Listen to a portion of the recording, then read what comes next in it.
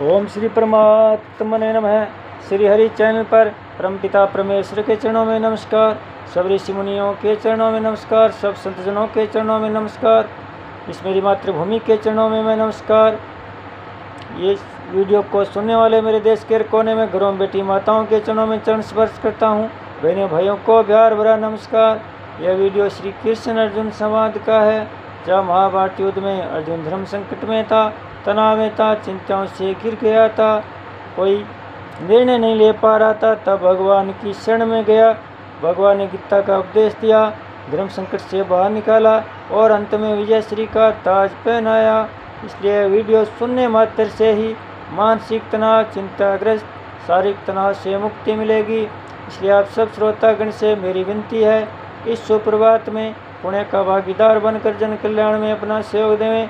Video को ज़्यादा से ज़्यादा सब्सक्राइब करें, शेयर करें और लाइक करें। अब क्या कह रहे हैं प्रभु? पूर्व श्लोक में समष्टि संसार की उत्पत्ति की बात बताई। अब आगे के श्लोक में व्यष्टि शरीरों की उत्पत्ति का वर्णन करते हैं। क्या कहते हैं प्रभु?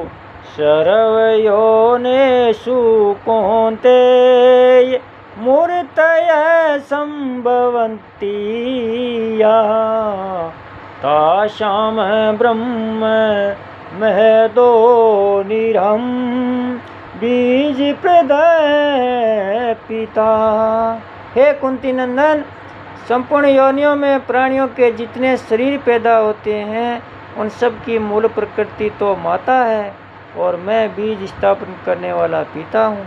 व्याख्या: सर्वयोनिषु कौन्तेय मूर्तय संभवन्ति या जरायुज जेर के साथ पैदा होने वाले मनुष्य, पशु आदि, अंडज अंड से उत्पन्न होने वाले पक्षी, सर्प आदि, सवेदज पसीने से उत्पन्न होने वाले जूं, लीख आदि और उद्भिज पृथ्वी को फोड़कर उत्पन्न होने वाले वृक्ष, लता आदि संपूर्ण प्राणियों की उत्पत्ति के ये चार खान अर्थात स्थान है। इन चारों में से एक एक स्थान से लाखों योनियां पैदा होती है और उन लाखों योनियों से एक एक योनि भी जो प्राणी पैदा होते हैं उन सब की आकृति अलग अलग होती है।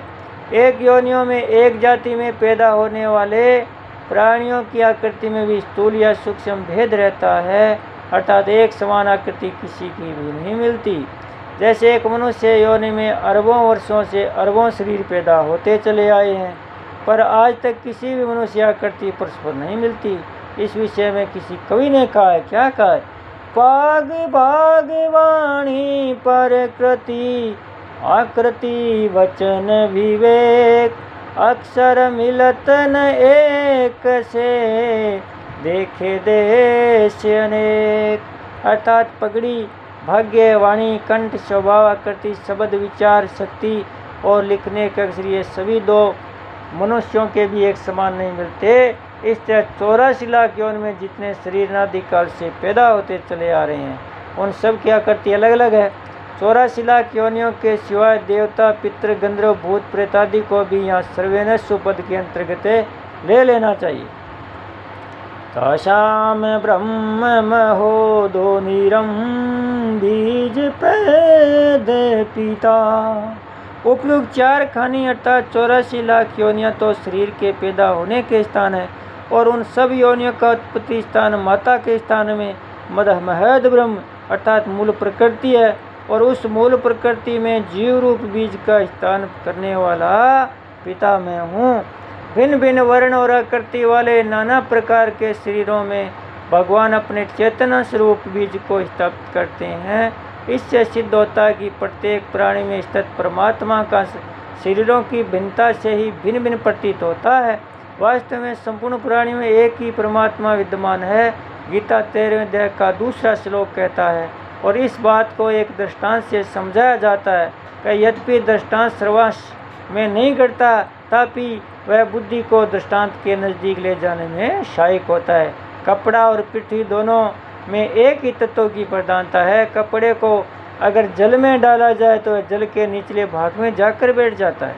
कपड़ा ताना लंबा धागा और बाना आड़ा धागा से बुना जाता है। प्रत्येक ताने और बाने के बीच में एक सूक्ष्म छिद्र रहता है।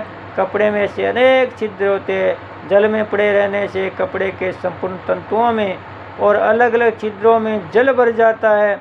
कपड़े को जल से बाहर निकालने पर भी उसके तंतुओं में और असंख्य छिद्रों में एक ही जल समान रीति से परिपूर्ण रहता है। और इस दृष्टांत में कपड़ा प्रकृति है और अलग अलग असंख्य छिद्र शरीर है, और कपड़े तथा उसके छिद्रों में परिपूर्ण जल परमात्म तत्व है। तात्पर्य है कि स्थूल दृष्टि से तो प्रत्येक शरीर में परमात्म तत्व अलग अलग दिखाई देता है, पर सूक्ष्म दृष्टि से देखा जाए तो संपूर्ण शरीरों में, संपूर्ण संसार में एक ही परमात्म तत्व परिपूर्ण है। परिशिष्ट भाव है कि 84 लाख योनियां, देवता, पितृ, गंधर्व, भूत, प्रेत, पिशाच, ब्रह्म, राक्षस, बाल ग्रह, स्थावर, जंगम, जलचर, थलचर, नभचर, जरायुज, अंडज, उद्भिज, स्वेदज आदि सभी सर्व योनिषु पद के अंतर्गत लेने चाहिए। और इसी बात को 7वें अध्याय के 6ठे श्लोक में एतदोनिनी भूतानि सर्वाणि तयुपधारय पदों से, और 13वें अध्याय के 26वें श्लोक में यावत् संजायते किंचित सत्वं स्थावर जंगमम पदों से कहा गया है। या मूर्ति शब्द का अर्थ है शरीर। इसके अंतर्गत मूर्त है, अमूर्त, व्यक्त है, दोनों शरीर लेने चाहिए। पृथ्वी, जल और अग्नि मूर्त है, वायु और आकाश अमूर्त है। वायु प्रधान शरीर होने से भूत, प्रेत, पिशाच भी अमूर्त है। भगवान ने पहले दूसरे श्लोक में बताया कि प्रकृति का संबंध न रहे तो जन्म मरण नहीं होता।